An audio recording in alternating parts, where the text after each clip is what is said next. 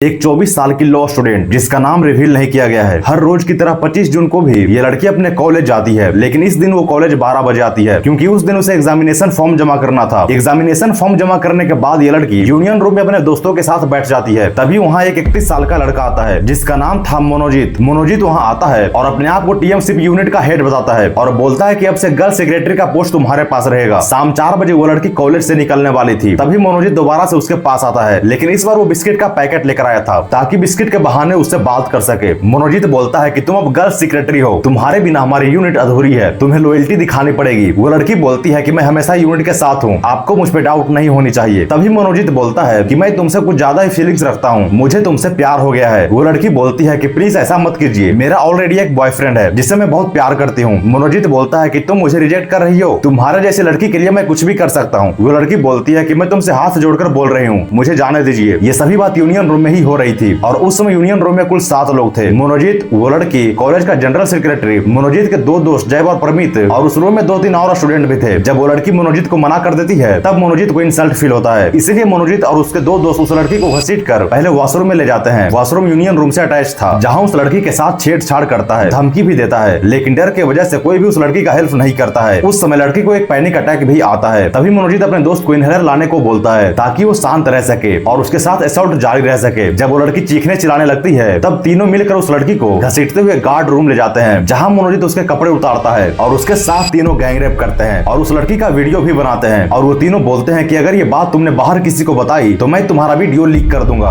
और तुम्हारे बॉयफ्रेंड को भी मार दूंगा। और वो तीनों वहां से चले जाते हैं, उस लड़की को खिलौने की तरह यूज करके उसी हालत में छोड़कर चले जाते हैं। 7 बजे से 10 बजे तक लगातार 3 घंटे तक इस लड़के के साथ रेप करते हैं। जैसे तैसे ये लड़की उठती है और गार्ड रूम से बाहर आती है। बाहर आकर अपने पिता को कॉल करके कॉलेज से पिक करने के लिए बुलाती है। वो बोलती है कि पापा प्लीज इधर आइए और मुझे यहाँ से ले जाइए। उसके पिता वहाँ आकर उसे ले जाते हैं। वो लड़की उस समय अपने पिता को कुछ भी नहीं बताती है, लेकिन घर जाने के बाद वो लड़की रोने लगती है और रोते हुए अपने पिता को डिटेल में बताती है कि उसके साथ अभी कुछ देर पहले क्या क्या हुआ है, कौन कौन लोग थे और क्या क्या किया गया है। ये सुनकर पिता के भी आंखों में आंसू आ जाता है। इसके परिवार वाले पूरी रात परेशान रहते हैं और सुबह होते ही अपने बेटी को लेकर कस्बा पुलिस स्टेशन आ जाते हैं और FIR फाइल करते हैं। पुलिस उस लड़की को लेकर अलीपुर कोर्ट आ जाती है और 164 CRPC के अंदर स्टेटमेंट रिकॉर्ड करवाया जाता है। ये स्टेटमेंट लीगली सबसे स्ट्रॉन्ग प्रूफ माना जाता है और ये जज के सामने एक एक लाइन कंफर्म करके लिखा जाता है। और इस प्रोसेस में पुलिस वाले वहां मौजूद नहीं होते हैं ताकि उसके ऊपर कोई प्रेशर ना हो। और उसी दिन रात को मनोजीत और जैब को अरेस्ट कर लिया जाता है और परमित को 27 जून दोपहर के 12:30 बजे उसी के घर से अरेस्ट किया जाता है। फिर पुलिस तीनों को कोर्ट में पेश करती है। कोर्ट इनकी 4 दिन की कस्टडी पुलिस को देती है और 28 तारीख को पुलिस उस लड़की और उन तीनों रेपिस्ट को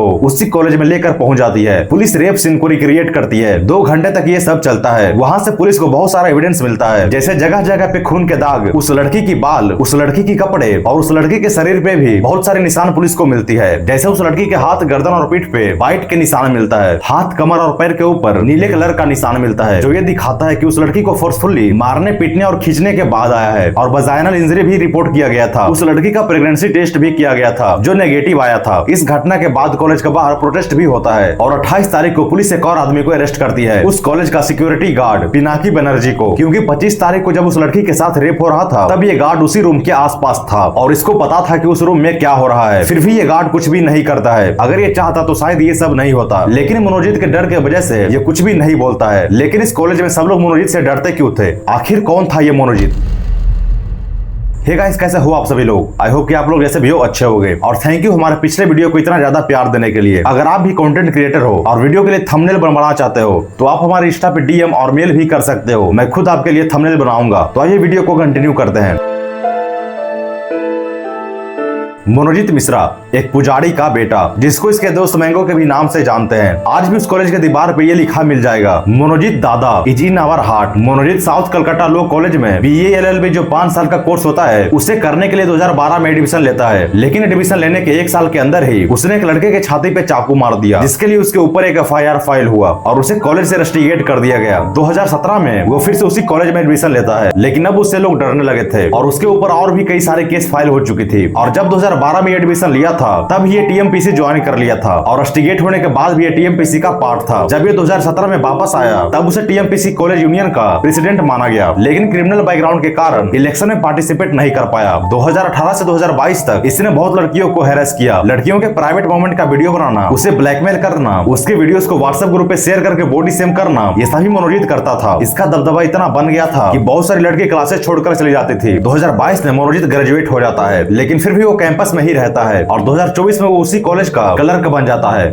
इस काम के लिए उसे 500 पर डे मिल रहा था, लेकिन वो पैसों के लिए काम नहीं कर रहा था। उसे जो डर उस कॉलेज से मिल रहा था उसी के लिए वो उस कॉलेज में था। और 25 जून को ये घटना होता है। अगर सब कुछ सही चलता रहा तो इन चारों को 20 साल की सजा हो सकती है। और मैं चारों की बात इसलिए कर रहा हूँ क्योंकि क्राइम को करना जितना बड़ा गुनाह है, उसे देखकर भी कुछ ना करना उतना ही बड़ा गुनाह है। और वो सिक्योरिटी गार्ड भी वही किया है, इसीलिए जो सजा उन तीनों को होगी वही सजा गार्ड को भी होगा। लेकिन इन सभी के बीच में इस लड़की की जिंदगी बर्बाद हो गई। अब ये पहले की तरह नहीं जी सकती। इसे मोहल्ले में अलग नजरिए से देखा जाएगा जो समाज के लिए अच्छा नहीं है। हमें लगता है कि कोलकाता बिल्कुल भी लड़कियों के लिए सेफ नहीं है। ये घटना कोलकाता के आरजीकर लॉ कॉलेज में हुआ है और सेम ऐसा ही घटना 2024 में आरजीकर मेडिकल कॉलेज में हुआ था। उनके साथ भी रेप किया गया और जान से मार दिया गया। तो आज का वीडियो बस इतना ही था। आई होप कि आपको वीडियो पसंद आया होगा। अगर वीडियो अच्छा लगा हो तो वीडियो को एक लाइक कर देना और ऐसे ही वीडियो के लिए चैनल को सब्सक्राइब कर देना। तो मिलते हैं हम आप लोगों से अगली वीडियो में। तो thank you for watching this video. धन्यवाद।